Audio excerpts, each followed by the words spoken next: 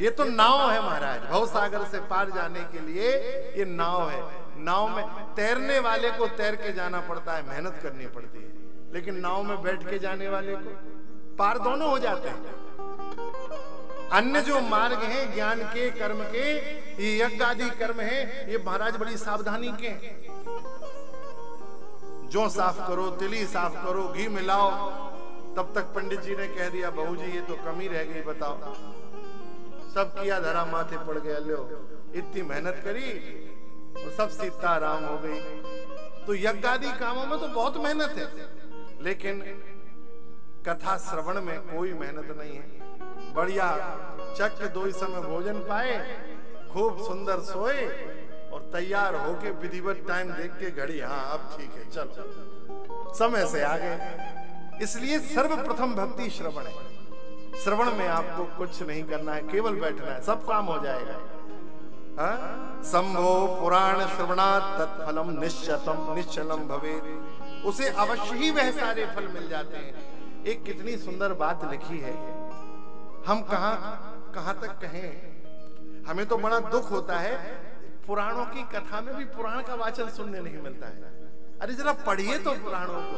भगवान व्यास क्या दिव्य लिखते हैं। भगवान व्यास कह रहे हैं, एको जराम रहस्यात् वै पिबन्नेवामृतं पुमान् संभो कथामृतं कुर्यात् कुलमेवा जरामरम्। आहा, क्या दिव्य बात लिखी है। जिन्हें अमृत मिल गया है वो तो परेशान हैं बेचारे।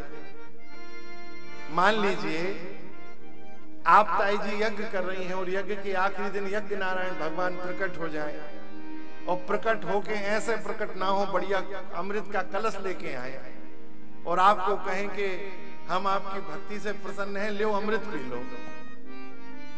हम आपसे पूछते हैं, उस अमृत को पीने के बाद केवल आप अमर होंगी, बाकी परिवार का क्या होगा? कुछ होगा? क्या आपके अमृत पीने का फल पूरे परिवार को मिलेगा?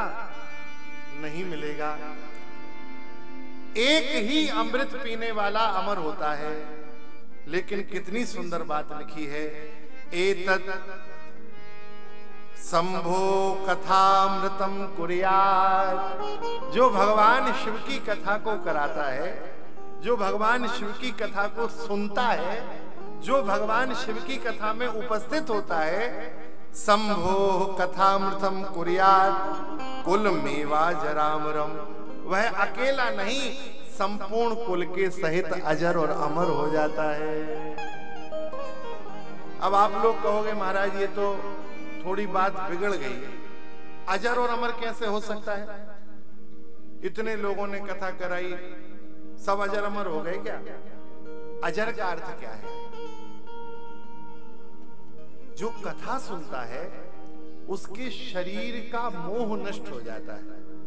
वो ये जान जाता है कि शरीर जो है ये तो नष्ट होने के ही लिए है। शरीर का अर्थ है शीरते शरीरहा, जो निरंतर जीर्ण शीर्ण हो रहा है, रोज पुराना हो रहा है।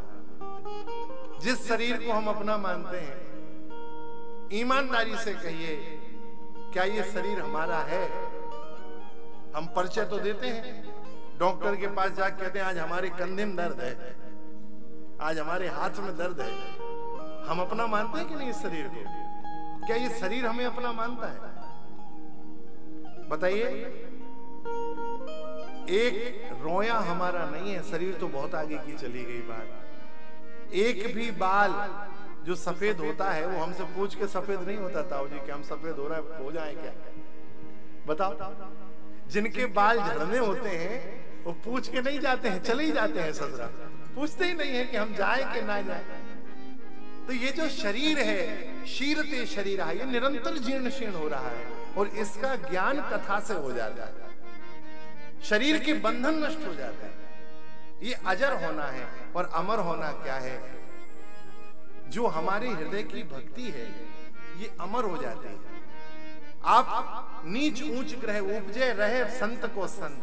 हमारे यहाँ संतों ने कहा है भक्ति बीज पलटे नहीं, जो युग जाए अनंत, ऊंच नीच ग्रह उपजे रहे संत को संत। वो भक्ति का संस्कार जरूर रहेगा, किसी भी कुल में जन्म हो जाए, ये अमर होना है। भक्त आपके हृदय की भक्ति अमर हो जाएगी। जो कथा सुनता है वो अजर अमर हो जाता है।